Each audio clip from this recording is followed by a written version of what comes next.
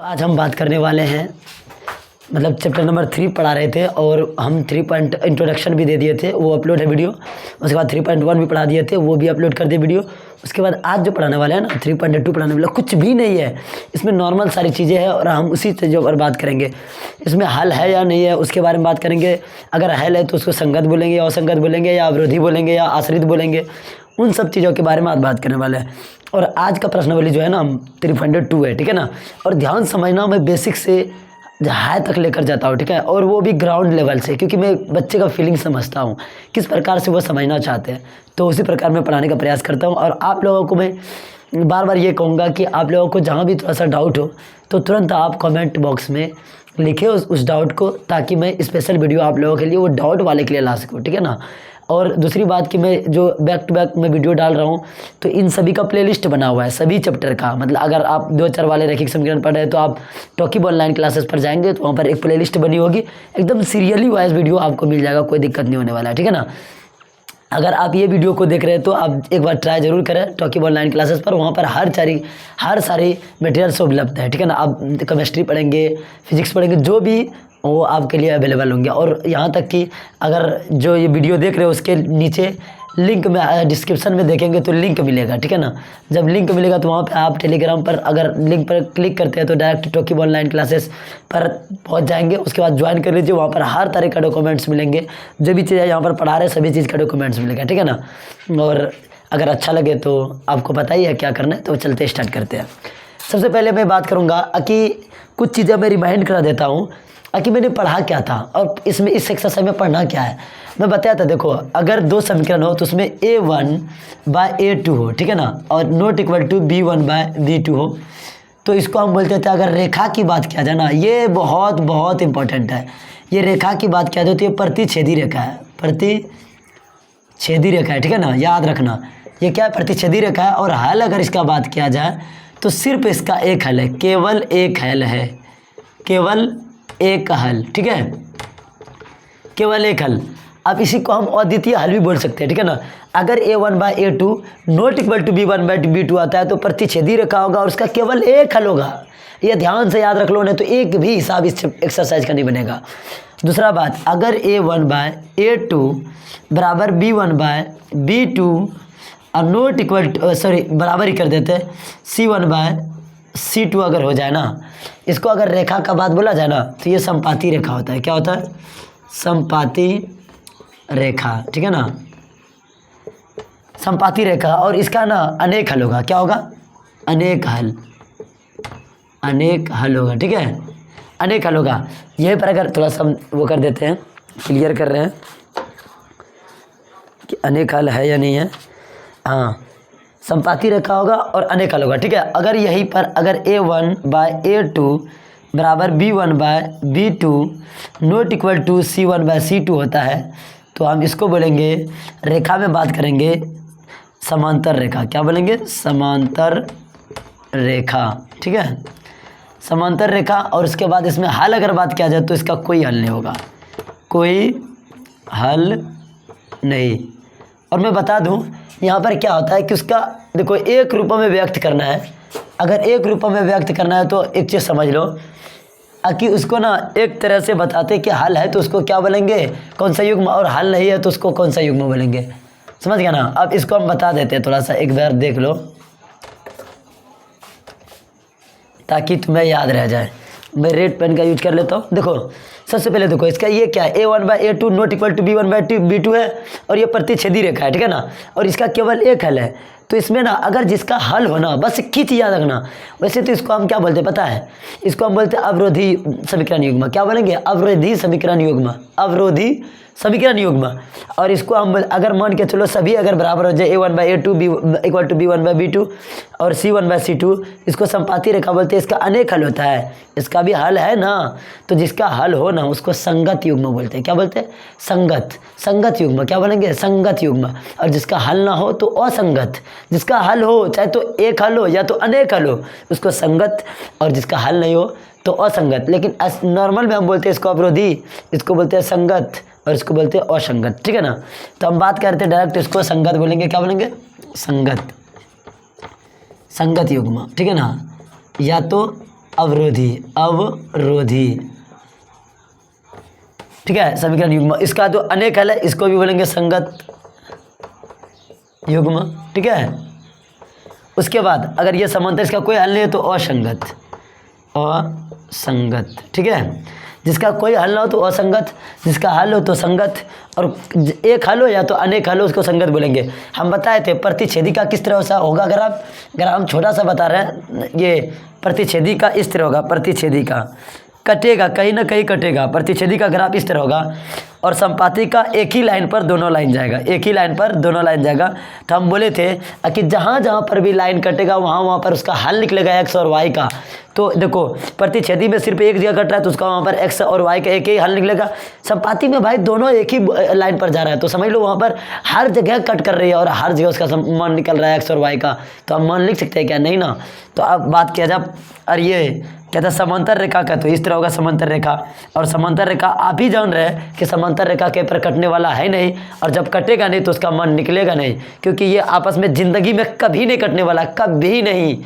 अगर समांतर रेखा अगर कट जाए तो समांतर रेखा का रूल ही चेंज हो जाएगा, वो समांतर रेखा रहा ही नहीं। तो बात करेंगे कि समांतर रेखा कहीं पर नहीं कटती है तो इसका कोई हल नहीं होगा, इसका हर एक जगह कट रहा है क्योंकि उसी लाइन पर है। तो ये क्या हो जाएगा पता है आपको? इसका अनेक हल होगा, क्योंकि ये हर जगह कट रही है और जहाँ जहाँ कटता है ग्राफ में उसका वहाँ वहाँ मान निकलता है एक्स वाई का।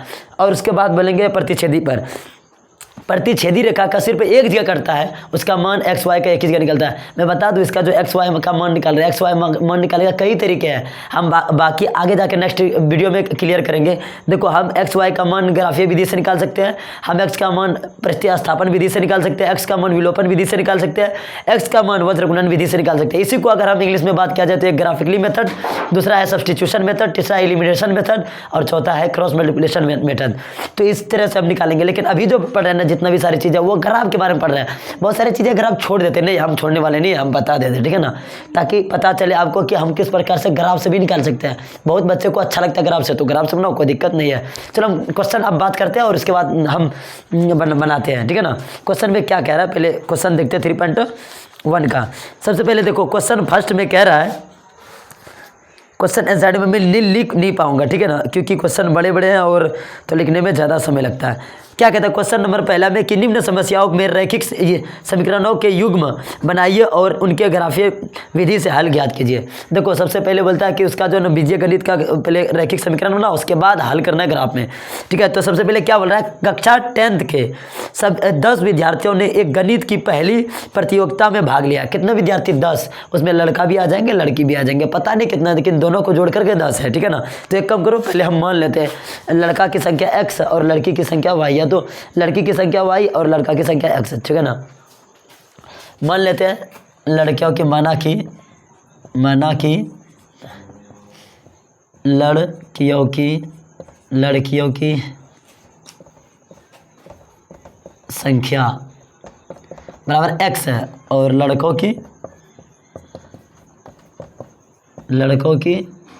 संख्या y है, ठीक है ना। अब क्या बोल रहा है, दोनों मिला करके कितना है? 10 है। तो क्या करेंगे हम, समीकरण पहला बन जाएगा x + y = 10, समीकरण बन गया, कोई दिक्कत। अब दूसरा भी क्या कह रहा है कि यदि लड़कियों की संख्या लड़कों की संख्या से 4 अधिक हो, क्या बोलता है, लड़कियों की संख्या लड़कों की संख्या से दोनों इक्वल कर देते हैं। लड़कियों की संख्या ये है और लड़कों की संख्या क्या होता है, लड़कियों की संख्या लड़कों की संख्या से 4 अधिक है। इसका मतलब ये पहले से 4 अधिक है ना, तो अगर इसी में जोड़ दोगे तो ये 8 अधिक हो जाएगा, लेकिन बराबर करने के लिए ये कम है ना, तो इसमें प्लस कर देते 4, ठीक है ना। अगर प्लस नहीं करना चाहते इसमें माइनस कर दो 4 तो बराबर हो जाएगा, ठीक है। तो क्या करेंगे, इसको हम लिख सकते हैं कि इधर -y = 4, ये समीकरण 2 हो गया। अब इसमें क्या बोल रहा है, ग्राफीय विधि से बनाना है। हम ग्राफीय विधि से बता चुके हैं पहले वीडियो में कि किस प्रकार से ग्राफ में आपको बनाना है। एक डब्बा बनाना है और x को सिर पर या तो y को इधर रखना है, बाकी सभी को उधर भेज देना है, उसके बाद आपने ग्राफ में बना लेना। तो ग्राफ में बना लेना तुम लोग, ठीक है ना। हम ये समीकरण सबसे पहले बता दिए, ठीक है। तो इसी तरह से मिले x + y = 10 और x - y = 4, ठीक है। कोई दिक्कत? क्या करेंगे, हम बॉक्स बनाएंगे, मान के चलो हम यहाँ पर थोड़ा सा बता देते हैं। तो x + y = 10 है ना, तो क्या करेंगे, x को इधर रख देंगे, 10 - y हो जाएगा। तो हम एक बॉक्स बना लेते हैं यहाँ पर, ठीक है, बॉक्स बना लेते हैं, शायद कि दिख नहीं रहा होगा, यहाँ पर x यहाँ पर y। तो हम y का मान रखेंगे, x का खुद आएगा, y का मान के चलो 5 रख देते हैं, तो x = 10 - 5, तो 5 ही आ जाएगा, इसका भी 5। मान के चलो -10 रख लेते हैं, -10 मतलब कुछ 6 रख लो, तो x का मान क्या आ जाएगा, 4 आ जाएगा। ये हो गया। उसी प्रकार से इसको भी इस तरह कर देंगे, x इधर रख देंगे तो y इधर जाके क्या होगा, ये +4 हो जाएगा, y हो जाएगा। तो इसमें हम x का y का मान रखेंगे, x का खुद आएगा। उसी बॉक्स बना करके उसके बाद आपको क्या करना है कि ग्राफ वाले में जा करके रख देना है। तो हम बता दिए कि किस प्रकार ग्राफ बनाना है, तो आप देख सकते हैं। नेक्स्ट हम क्वेश्चन बनाते हैं, वो करते हैं, ठीक है ना। इसको हम इरेज कर रहे हैं, ठीक है। अब देखो क्या करेंगे। अब देखो क्वेश्चन नंबर हम 1 बताए थे, ठीक है ना। अब ये 2 नंबर बता रहे हैं, 1 का 2 नंबर। इसमें कहता है कि 5 पेंसिल और 7 कलमों का मूल्य 50 है। तो क्या करेंगे, पेंसिल का प्रत्येक पेंसिल का मूल्य मान लेते हैं। माना कि प्रत्येक पेंसिल का मूल्य, ठीक है ना, पेंसिल का मूल्य x है, ठीक है। x मान लो, एज योर माइंड, जो मानना है कोई दिक्कत नहीं है। फिर और क्या है, कलम दिया हुआ है ना, कलमों का मूल्य, कलमों का मूल्य y है। तो इसमें क्या क्या एकदम एक जो 2 सवाल बनाए थे 3.1 में ना, वही दोनों सवाल की तरह इसमें वही सवाल की तरह 5 पेंसिल है और 5 पेंसिल और 7 कलम है तो 50 रुपया लगा है। तो 5 पेंसिल है तो 5x से गुना कर देते हैं, प्लस 7 कलम है तो 7y = 50 रुपीज़। ये क्वेश्चन 1 बन गया। उसके बाद क्या बोल रहा है नेक्स्ट में, 7 पेंसिल है और 5 कलम है। 7 पेंसिल है तो 7x हो जाएगा और प्लस 5 पेंसिल है 5y हो जाएगा, = कितना पैसा लगा है, 46 मतलब 46 रुपये। ये बन गया समीकरण 2, ठीक है ना। अब इससे अगर आप निकाल लेना तुम लोग, बहुत तो आसान है, कोई बड़ी बात नहीं है। अगर आप तो आपको पता ही है, मैं बता दिया हूँ, ठीक है ना।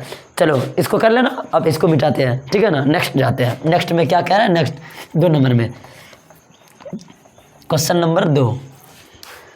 क्वेश्चन नंबर 2 में क्या हो रहा है, पहले ये देखो, बहुत आसान है ये क्वेश्चन, ये एक्सरसाइज ही पूरा आसान है। क्वेश्चन नंबर 2 में कह रहा है कि कहता है अनुपातों A1/A2 और B1/B2 और C1/C2 की तुलना कर ज्ञात कीजिए कि निम्न समीकरण युग्म द्वारा निरूपित रेखाएं एक बिंदु पर प्रतिच्छेद करती है, समांतर है अथवा संपाती है। इसमें बताना है कि हम जो समीकरण दे रहे हैं ना वो क्या है, प्रतिच्छेदी है, संपाती है, समांतर है। तो आप इस तरह से चेक करके बनाएंगे, ठीक है ना।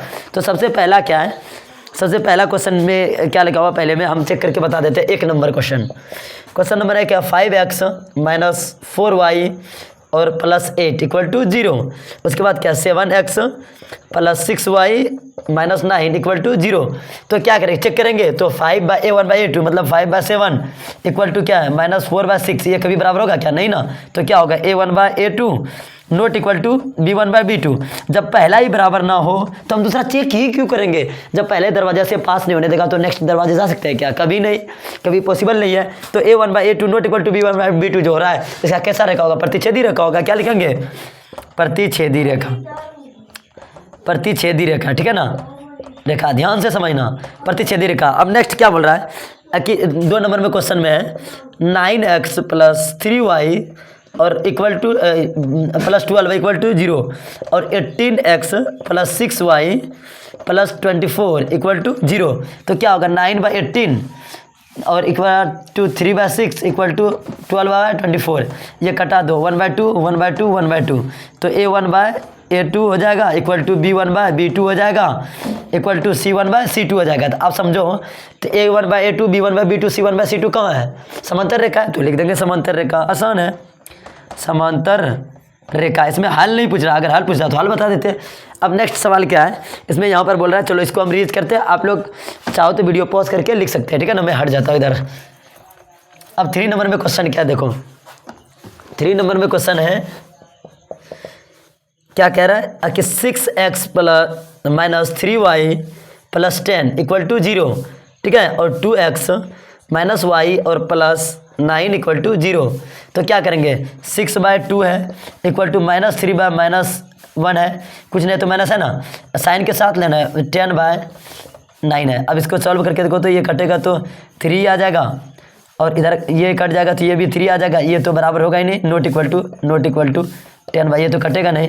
तो क्या हुआ, A1/A2 = B1/B2 not equal to C1/C2। कौन सा है, ये है तो सॉरी, यहाँ पर तो बराबर हो रहा था ना, हम गलत कर दिए थे। बराबर होता तो समपाती रेखा होगा, समपाती रेखा है, ठीक है ना। अब यहाँ पर क्या होगा, A1/A2 इक्वल टू B1/B2 और C1/C, ये समांतर रेखा है, तो हम लिख देंगे यहाँ पर समांतर रेखा, समांतर रेखा है, ठीक है ना। कोई दिक्कत? हम यहाँ पर गलती कर दिए थे, लिख दिए थे गलत, क्योंकि यहाँ पर A1/A2 और B1/B2 इक्वल टू C1/C2 हो रहा है ना, तो यहाँ पर ये हो जाएगा ना, संपाती रेखा हो जाएगा ना। तो आप लोग भी कम से कम बोलना चाहिए, तो आप लोग कमेंट बहुत करेंगे, तो आप मैं आगे कर दिया हो, ठीक है ना, आगे देखेंगे तो पता चल जाएगा। अब ये हो गया ना, अब अगर वीडियो चाहो तो पॉज करो और उतारो, हम नेक्स्ट बता रहे हैं, ठीक है। क्वेश्चन नंबर 3 बहुत आसान है, बस तुम्हें बताना एक बार तो अब फटाफट बन जाएगा। लेकिन इसे चार्ट बना करके बगल में कॉपी बना लेना। हर बार बिहार बोर्ड में 3 से 4 क्वेश्चन, यहाँ तक कि 5 क्वेश्चन भी पूछ लेते, इसी से समीकरण दे देगा, बताएगा हल है या नहीं है, नहीं तो यही देगा, बोलेगा इसका क्या होगा, तो हर बार पूछाया था। अब 3 नंबर में क्वेश्चन में क्या कह रहा है, क्वेश्चन नंबर 3, क्वेश्चन नंबर 3 में क्या कह रहा है, देखो कहते हैं कि अनुपातों A1 और A2 B1/B2 और C1/C2 तुलना कीजिए और रेखीय समीकरण के युग में संगत और संगत बताए। तो आसान है, जिसका हल निकलेगा तो संगत है और जिसका हल नहीं निकलेगा तो असंगत है। मैं 1-2 क्वेश्चन करके बता देता हूँ, ठीक है ना। इसमें भारी जो होगा वही बता रहा हूँ, ठीक है। इसमें क्या क्या क्वेश्चन, सबसे पहला क्वेश्चन बता रहे हैं हम, तब समझ में कुछ आएगा। क्या बोलता है, 3x और +2y इक्वल टू 5, ठीक है, इक्वल टू 5 है। उसके बाद क्या है, 2x -3y इक्वल टू 7। तो संगत और संगत बताना है, तो क्या करेंगे, 3/2 इक्वल टू 2/3, मतलब कि -3, और ये बराबर है क्या, नहीं है, कभी हो ही नहीं सकता।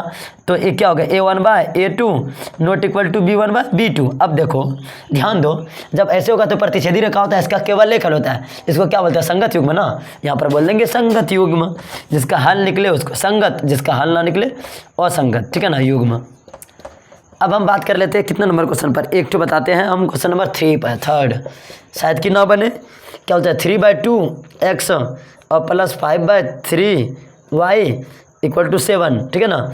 उसके बाद क्या है, 9x - 10y इक्वल टू 14, ठीक है। इसको करेंगे तो क्या होगा, 3/2/9 इक्वल टू क्या होगा, 5/3/-10। तो अब पहले यही दोनों को देख लेते हैं, अब लिख देते हैं अगर हो सकते तो ये। अब क्या करेंगे, ये देखो इसके नीचे कुछ नहीं, तो 1 है तो ऊपर चले जाएगा, ये नीचे चलेगा, 3 क्या हो जाएगा 18 इक्वल टू, ये तो नीचे आ जाएगा, तो 5/-30, ये कभी हो ही नहीं सकता इक्वल टू, तो ये बराबर ही नहीं है, ये भी बराबर नहीं है, कोई बराबर नहीं। तो A1/A2 आगे देखेंगे ना, A1/A2 not equal to B1/A2, आगे क्या ही देखेंगे हम। तो क्या हो रहा है, प्रतिच्छेदी रेखा ही हो रहा है ना, 3 में प्रतिच्छेदी रेखा हो रहा है, प्रतिच्छेदी रेखा हुआ है तो क्या होगा, संगत युग्म होगा, लिख दो संगत युग्म, संगत युग्म, संगत युग्म, ठीक है। ये बात हो गया संगत युग्म। इसी तरह से और भी 2 सवाल है तो आप लोग कर सकते हैं, ठीक है ना। अब नेक्स्ट 4 नंबर में हम पढ़ रहे हैं, जा रहे हैं, तो इसको बना के रखना जरूर, ठीक है ना। अगर ये चार्ट नहीं रहेगा ना तो बनेगा ही नहीं, चाहे किसी कुछ भी कर लो, ठीक है। अब नेक्स्ट बताते हैं हम क्वेश्चन, ये एक्सरसाइज ही बहुत आसान है, ठीक है। क्वेश्चन नंबर 4 तो बता रहा है, क्या कह रहा है वो देखो। क्वेश्चन नंबर 4 में कहता है, निम्न रैखिक समीकरणों के युग्म में से कौन सा संगत युग्म या तो असंगत है, यदि संगत है तो उसको ग्राफीय में व्यक्त करना है। ये तो बहुत आसान है, इसको ग्राफ में करना है, जो पहले देखेंगे संगत में है तब उसको ग्राफ में करेंगे, पहले चेक करेंगे इस तरह से, अगर संगत आ गया तो ग्राफ बनाएंगे, अन्यथा संगत नहीं आएगा तो नहीं बनाएंगे। अब यहाँ देखो तो हम करके देखते हैं, पहला क्वेश्चन क्या है, क्वेश्चन नंबर 4 में क्या है, पहला नंबर क्वेश्चन नंबर 4 में, पहला नंबर क्वेश्चन में क्या बोल रहा है, x + y इक्वल टू 5, ठीक है। दूसरा क्या है, दूसरा है 2x + 2y इक्वल टू 10। इसको चेक करो तो 1/2 हो जाएगा इक्वल टू 1/2 हो जाएगा इक्वल टू, इसको भी ख़त्म करेंगे, 5 2 जा 10 तो 1/2, तो क्या होगा A1/A2 equal to B1/B2 equal to C1/C2। ये क्या होगा, हल निकल रहा है क्या इसका, तो बराबर है तो संपाती रेखा अनेक हल, इसका संगत युग्म, हाँ निकल रहा है तो संगत युग्म हो जाएगा। ये जब संगत युग्म होगा ना, इसको ग्राफ में बना देना है, ठीक है। ग्राफ में किस तरह बनाएंगे, वही करेंगे, x को इधर रखेंगे, बाकी सभी को भेजेंगे उधर से, क्या करेंगे, x + y इक्वल टू 5 है ना, तो x को इधर रखेंगे तो 5 - y हो जाएगा, एक बॉक्स इधर बना लेंगे हम, बॉक्स बना लिए, x ऊपर में y नीचे, या तो y ऊपर x नीचे, फिर y का मान खुद ब खुद मान के चलो हम 5 रख रहे हैं, तो क्या आ जाएगा x equal to 5 minus 5 zero हो जाएगा, यहाँ पर जीरो रख देंगे। मान के चलो हम 3 रख देते हैं y का मान, तो क्या हो गया x इक्वल टू 2 हो जाएगा, तो 2 रख देते हैं। उसी प्रकार इसको भी बना लेंगे, उसके बाद ग्राफ में बता देंगे। उसी प्रकार वही और 2-3 सवाल है, उसको चेक करना है, अगर संगत हो जाए तो उसका ग्राफ निकालना है, अगर संगत ना हो तो ग्राफ नहीं निकालना है। ईजी है, ठीक है ना। अब ये हो गया। अब नेक्स्ट बताएं क्वेश्चन नंबर 5। क्वेश्चन नंबर 5 पर जा रहे हैं, ठीक है। अब देखो क्वेश्चन नंबर 5, इसे तो भूलना ही नहीं है, अगर ये भूला तो समझ लो खत्म कहानी वही से। क्या कहता है क्वेश्चन में, क्या कह रहा है क्वेश्चन नंबर 5 में, देखो क्वेश्चन नंबर 5 कहता है कि एक आयताकार बाग है जिसकी लंबाई चौड़ाई से 4 अधिक है। सबसे पहले आयताकार बाग बोल दिया है, तो इसका मतलब सब चीज़ जान लो। आयत का परिमाप क्या होता है, 2 × 12 + b होता है। आयत का क्षेत्रफल क्या होता है, l × b होता है। आगे कुछ भी हो उधर, हम इधर जानना है। कहता है कि जिसकी लंबाई चौड़ाई से 4 अधिक है। एक काम करो, लंबाई और चौड़ाई को मानो, लंबाई को और चौड़ाई को मानो। तो माने किसको, देखो जिससे तुलना की जाए ना उसी को मानेंगे हम। क्या कहता है कि एक आयताकार बाग है जिसकी लंबाई चौड़ाई से 4 अधिक है, चौड़ाई से 4 अधिक है, तो किसको मानेंगे हम, चौड़ाई को ही मानेंगे। माना कि चौड़ाई बराबर x है, ठीक है ना। तो लंबाई क्या हो जाएगा, लंबाई तो इससे 4 अधिक था ना, लंबाई हो जाएगा x + 4 हो जाएगा, नहीं होगा क्या। अब आगे क्या बोलता है, कहता है कि और अधिक है का अर्ध परिमाप दिया हुआ है 36, तो बाग का विमाप है, अर्ध परिमाप दिया हुआ है 36 है, तो लिख देंगे अर्ध परिमाप, ठीक है ना। कितना होगा 36। तो अर्ध परिमाप का फॉर्मूला क्या था, पहले परिमाप क्या होता है, 2 × लंबाई गुना चौड़ाई, लंबाई गुना चौड़ाई।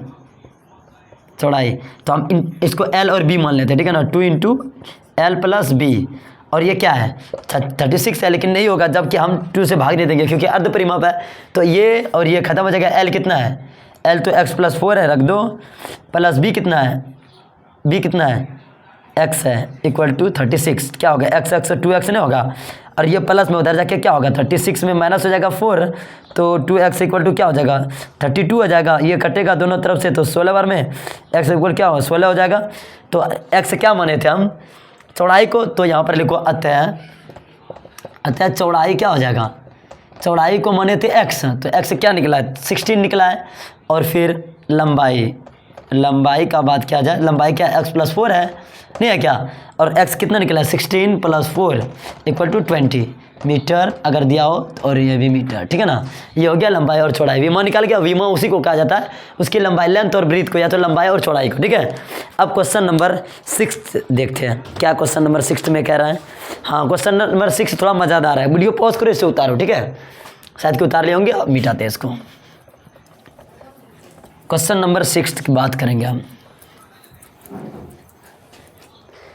क्वेश्चन नंबर 6 में क्या लिखा हुआ है, पहले ध्यान से क्वेश्चन पढ़ो, उसके बाद आगे बनाना है। क्वेश्चन नंबर 6, ठीक है ना। क्वेश्चन नंबर 6 में कहता है कि एक रैखिक समीकरण 2x + 3y - 8 = 0 दी है। 2 चरों में एक ऐसी और रैखिक समीकरण लिखिए ताकि प्राप्त युग्म का ज्यामितीय निरूपण जैसा कि, हाँ देखो सबसे पहले इक्वेशन लिखते हैं। क्या लिखा हुआ है, इक्वेशन यहाँ पर लिख देते हैं, ठीक है ना। 2x + 3y - 8 = 0। अब बोलता है कि इसी तरह से और भी समीकरण लिखो ताकि पहला जो क्वेश्चन है ना प्रतिच्छेदी रेखा हो जाए। अच्छा बताओ, प्रतिच्छेदी रेखा होने के लिए क्या चाहिए, a = a1/a2 not equal to b1/b2। तो ऐसा लो कि बराबर ना हो, मान के चलो हम ले लेते हैं 3x और प्लस लेते हैं 5y - 8 = 0। तो इसको बराबर करो तो 2/3 हो जाएगा और इक्वल टू 3/5 होगा। ये बराबर है क्या, नहीं है ना। तो a1/a2 हो गया और नॉट इक्वल टू b1/b2 हो गया। तो ये बताओ नहीं हो गया क्या प्रतिच्छेदी रेखा। ये एग्जांपल दे देंगे, अपने मन से सबका आंसर अलग अलग होगा। उसके बाद बोल रहा है क्या समांतर रेखा है, तो एक ऐसा दे दो जैसे कि 2 नंबर में आप बात कर रहे हैं, ये 1 नंबर का हुआ ना। अब 2 नंबर का हम बात कर ले, ये 1 नंबर का हो गया। अब ये 2 नंबर का बात करते हैं, तो क्या 2x + 3y - 8 = 0 है ना। तो इसको एक कम करो और दूसरा लो। समांतर रेखा में क्या होना चाहिए, देखो तो समांतर रेखा में not equal to b1/b2 a1/a2 बराबर b1/b2 कर दो। तो क्या हो जाएगा, इसको मान के 4x कर लेते हैं और प्लस इसको 6y कर लेते हैं और इसको -10 कर लेते हैं इक्वल टू 0। ये तो 2/4 इक्वल टू ये 3/6 इक्वल टू -8/-10, ये तो कट जाएगा। अच्छा बताओ, ये तो कट जाएगा 1/2 हो जाएगा, ये भी कटेगा 1/2 हो जाएगा और ये कटेगा इन्हें, तो नॉट इक्वल टू ये होगा 8/10। तो क्या होगा a1/a2 बराबर b1/b2 और नॉट इक्वल टू c1/c2। ठीक है, ये हो गया। हाँ ये हो गया, हम लिख दिया अपने मन से, ये लिख दिया। अब उसी प्रकार बोल रहा है संपाती रेखा, संपाती का हम सब बराबर करना है ना, तो यहीं पर हम बदल देते हैं। क्या करेंगे, हम बदल करके यहाँ पर 16 कर देते हैं। तो क्या हो जाएगा, जब 16 करेंगे तो यहाँ पर हम क्या हो जाएगा, ये 16 हो जाएगा -16, तो ये कट करके ये भी बराबर हो जाएगा 1/2, ये भी 1/2 हो जाएगा, ये भी 1/2 और ये भी बराबर हो जाएगा इक्वल टू c1/c2। शायद कि ये हो समझ में आ गया होगा। ठीक है ना, तीनों का अपने मन से एग्जाम्पल लिख देंगे, ये अपने मन से लिखेंगे, कोई गलत होने वाला चांस नहीं है। अब वीडियो पॉज करो और उतारो। अब इस एक्सरसाइज का लास्ट क्वेश्चन मैं बता रहा हूँ। ठीक है ना, पहले इसको हम मिटा देते हैं, उसके बाद बात करते हैं।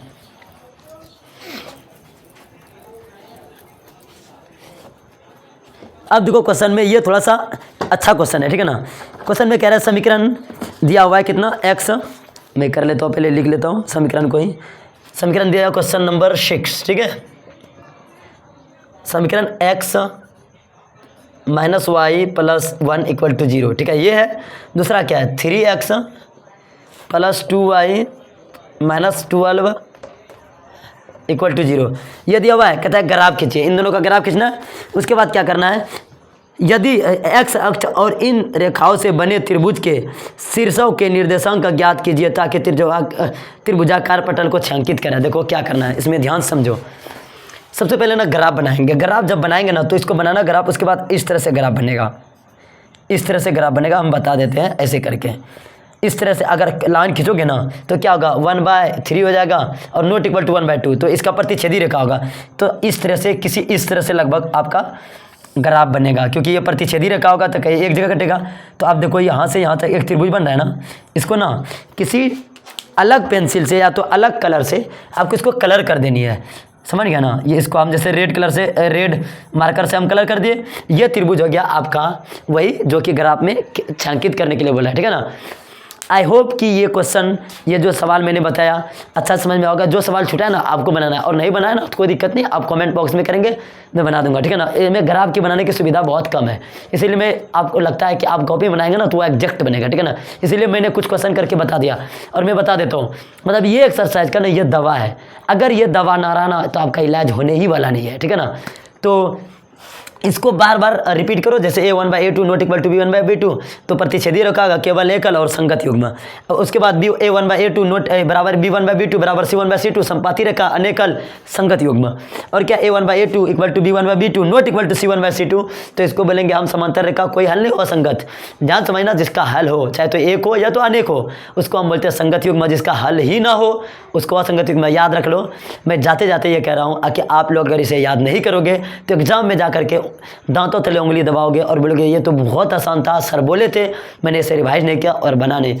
और आप 3-4 क्वेश्चन छोड़कर चले आएंगे। जहाँ पर आपका आने का 99 या 100 रहेगा ना, तो आपका 96 में ही कहानी खत्म हो जाएगा। तो मुझे उम्मीद है कि आप लोग इसे बार बार रिपीट करेंगे और आपको याद रहेगा। तो मिलते हैं अगली वीडियो में, तब तक के लिए यहीं पर नमस्कार। तो आप लोग बने रहें।